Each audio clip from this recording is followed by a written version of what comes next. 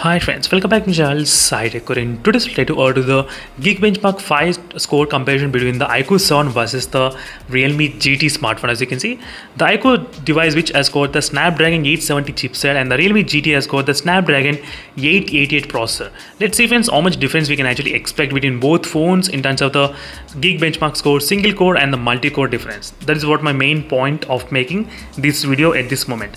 Let me try to open the Geekbenchmark 5 application in both phones. So somewhere it should be there. Yes, it's a Geekbenchmark application. And during this process, I'm not using any kind of ultra game mode or any kind of GT mode at this moment. So both are completely 8GB RAM variants, and expanded memory I did not turn on. So expansion memory I did turn off. That's the one thing which I thought of just mentioning for you all. Let's see how much difference with the single core and how much difference with the multi-core we can expect between this both of the smartphones. Let me know in the comment section below what are other videos you want me to perform on this both phones. Definitely I'll try to compare this both phones side by side. So stay tuned for those videos, friends. So right now the Realme GT was able to finish a little bit kind of faster than the iQOO 7 device. Let's see how much difference can it be there between both phones. Right now it's 72% and 69%. Not bad between both phones, as you can see friends, exactly. So this is my first time doing this kind of side-by-side comparison between both phones. So previously I did do the Antutu benchmark test comparison, but this is about the Geekbenchmark comparison.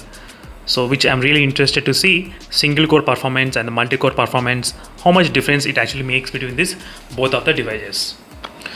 Right now the Realme GT was able to finish the score first. As you can see friends, we got the results. Let's see how much difference will it be there between the Snapdragon 870 versus the Snapdragon 888 processor. As you can see friends, finally we got the score, and in the single core we got the lead about 1136, as you can see, and 1014 in this iQOO 7 device.